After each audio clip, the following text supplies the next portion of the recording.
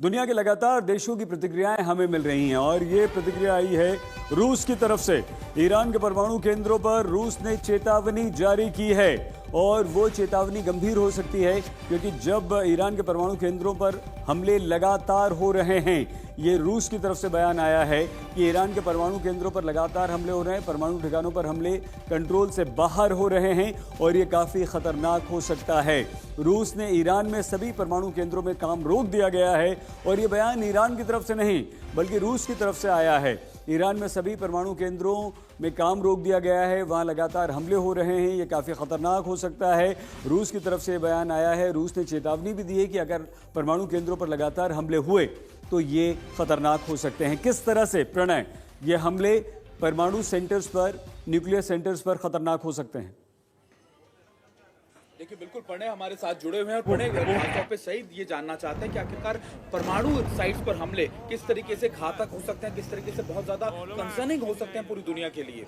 देखिए, किसी भी देश की परमाणु साइट के ऊपर जब हमले किए जाते हैं तो सबसे बड़ा खतरा होता है रेडियो एक्टिव जो स्पिल ओवर होता है या रेडिएशन का खतरा होता है। और ऐसे में अगर न्यूक्लियर साइट्स है, क्योंकि इस समय ईरान की व्यवस्था भी पूरी तितर बितर है, वहां पे उन न्यूक्लियर साइट्स की सिक्योरिटी करने के लिए कोई नहीं है, सिक्योरिटी फोर्सेस को तबाह किया गया है। ऐसे में सबसे बड़ा खतरा इसी चीज का है कि यदि न्यूक्लियर स्पिल ओवर हुआ, रेडिएशन फैला, तो उसे कौन कंटेन करेगा, कैसे कंटेन यही सबसे बड़ी बात है सुमित, जो यहाँ पर प्रणय बता रहे हैं। और जो ईरान की जो न्यूक्लियर जो सेफ्टी मेजर्स हैं वो भी उस जगह पर नहीं है। तो सबसे बड़ा खतरा इसी चीज का है कि अगर वहां पर न्यूक्लियर साइट्स को तोड़ा गया या उनको नुकसान पहुंचाया गया तो खतरा और बढ़ेगा लोगों को। सुमित, आप तो होकर आए वहां पर, इफ्तिहान में आप थे और अशरफ भी हमारे साथ, हमारे संवाददाता जुड़ चुके हैं। अशरफ, आपसे भी हम बात करेंगे।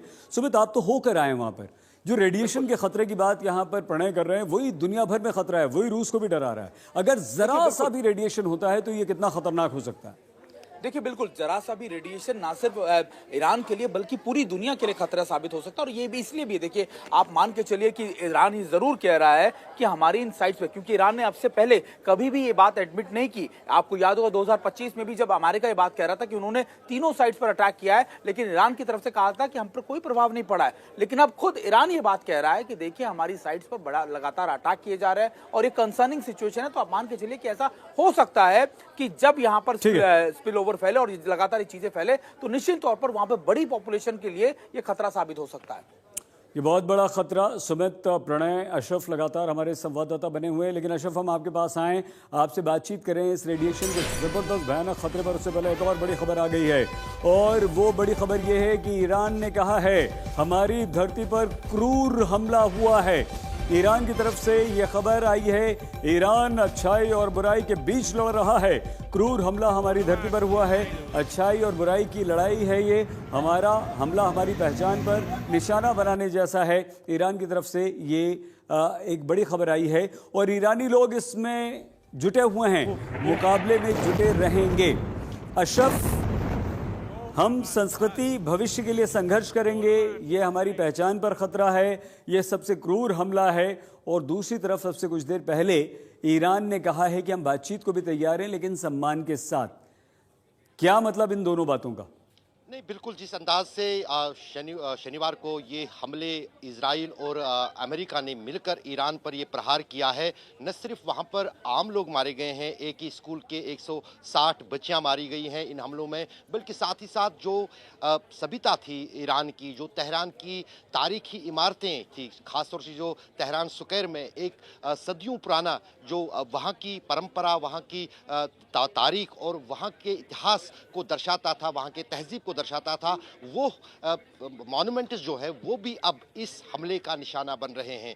और कहीं ना कहीं यही कारण है कि अब ईरान की तरफ से ये कहा जा रहा है कि उनकी सिविलाइजेशन जो है कहीं ना कहीं उस पर ये और बातचीत वाली बात अशरफ, जो ईरान की तरफ से ये आया कि हम बातचीत के लिए तैयार हैं लेकिन हम सम्मान के साथ बातचीत करेंगे। बिल्कुल, आखिरकार तो कोई भी युद्ध की दुनिया में क्यों ना हुआ हो, वर्ल्ड वार हुए, लेकिन उसके बाद भी कहीं ना कहीं बातचीत की प्रक्रिया पर ही मुल्कों को आना पड़ा। यहाँ पर भी ईरान को भी पता है, अमेरिका को भी पता है, लेकिन अब गुरूर की बात है कि कौन पहले झुकेगा। लेकिन जिस अंदाज से ईरान पर इन हमलों ने असर डाला है, कहीं ना कहीं अब ईरान ये बात साफ करना चाहता है कि वो हमेशा बातचीत की प्रक्रिया पर बिलीव करते थे। बातचीत चल रही थी, पिछले साल भी जब 12 दिन का युद्ध हुआ तब बातचीत के बीच जो है इजराइल ने हमले शुरू किए, अमेरिका ने उनको ज्वाइन साइन किया और वही हाल अब की बार भी हुआ। जबकि मस्कत में बातचीत का दौर होने वाला था, उससे पहले ही इजराइल ने ये हमले शुरू कर दिए और उसके बाद जो है जबकि यहाँ तक कि ओमान जो कि मध्यस्थता कर रहा था उन बातचीत की प्रक्रिया में, उसके उन रिप्रेजेंटेटिव ने भी ये कहा कि सभी शर्तें मानने के लिए ईरान तैयार था, लेकिन उसी बीच पता नहीं क्या हुआ कि अचानक जो है ईरान पर ये हमले शुरू हुए जिनमें सुप्रीम लीडर मारा गया। अब इसराइल की भी यहाँ पर हम बात कर लेते हैं, क्योंकि ईरान की तरफ से दो बातें आ गई हैं। एक तो क्रूर हमला बताया है, अपनी पहचान पर हमला बताया है, और दूसरी तरफ बातचीत की पेशकश भी ईरान ने कर दी है। लेकिन इसराइल इस समय दो दो मोर्चों पर युद्ध लड़ रहा है। ईरान के अलावा इसराइल दक्षिणी लेबनान में हिजबुल्लाह पर भी हमले कर रहा है, और बड़ी खबर इस समय ये आ रही है कि इजरायली सेना ने दक्षिणी लेबनान के 2 दर्जन से अधिक शहरों को तुरंत खाली करने का आदेश दे दिया है। इन शहरों में रहना अब खतरे से खाली नहीं है, क्योंकि यहीं से हिजबुल्लाह हमले कर रहा था और अब हिजबुल्लाह के खिलाफ कार्रवाई होगी। बेरूत में इजरायली हमले जारी हैं, आसमान में धुएं का गुबार नजर आ रहा है। अमेरिका इजराइल के बीच ईरान के खिलाफ युद्ध में लेबनान नया मोर्चा है, लेकिन मध्य तेहरान में मुख्य सहयोगी एक लेबनानी हिजबुल्लाह मिलिशिया के ठिकाने पर इजराइल लगातार हमले कर रहा है। इस बीच एक और बड़ी खबर आ गई है, इस खबर पर हम आपको बताएंगे। प्रधानमंत्री नरेंद्र मोदी ने कतर के अमीर से बात की है। प्रधानमंत्री नरेंद्र मोदी लगातार मिडिल ईस्ट के राष्ट्राध्यक्षों से बात कर रहे हैं, और भारतीयों की सुरक्षा, क्योंकि पूरे अगर मिडिल ईस्ट में जोड़ लिया जाए तो 97 लाख भारतीय यहाँ पर काम करते हैं, बसते हैं। तो कतर में हमलों की निंदा प्रधानमंत्री नरेंद्र मोदी ने करते हुए कतर के अमीर से ये कहा है कि भारतीयों की चिंता है।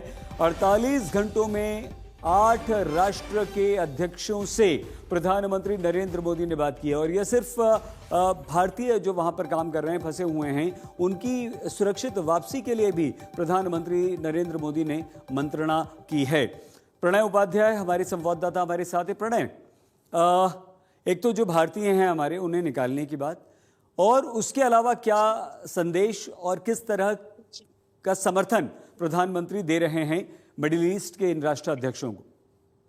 देखिए, अगर आप देखें तो ये तमाम देश जो हैं, चाहे संयुक्त अरब अमीरात हो, चाहे सऊदी अरब हो, चाहे कतर हो, ये तमाम देश, ओमान हो, इनके साथ भारत के रणनीतिक रिश्ते भी हैं। भारत की ऊर्जा सुरक्षा के लिहाज से एलएनजी की बहुत बड़ी सप्लाई भारत की कतर से आती है। इस लिहाज से भारत का महत्वपूर्ण सहयोगी है कतर। और साथ ही जैसा आपने कहा, इन तमाम देशों के अंदर भारतीयों की एक बहुत बड़ी आबादी रहती है। ऐसे में जबकि इस पूरे इलाके में इन तमाम देशों के ऊपर मिसाइलें गिर रही हैं, ड्रोन से वार किया जा रहा है, भले ही मुद्दा ईरान और इजराइल अमेरिका के बीच का हो, लेकिन कोलेटरल डैमेज के तौर पर ये देश भी उसके बीच में आ रहे हैं, उस जंग के बीच में। ऐसे में स्वाभाविक रूप से प्रधानमंत्री मोदी की दोहरी चिंताएं हैं। एक तो सहानुभूति इन देशों के प्रति व्यक्त करना, क्योंकि ये सीधे तौर पर इस जंग के अंदर शामिल नहीं है। दूसरी चीज ये है कि इन देशों के अंदर बड़ी आबादी भारतीयों की है, इसलिए उनकी सुरक्षा को लेकर चिंताएं, और उनकी सुरक्षित वापसी जिन लोगों की जो फंसे हुए हैं वहां पर, उनको लेकर भी भारत की चिंताएं हैं।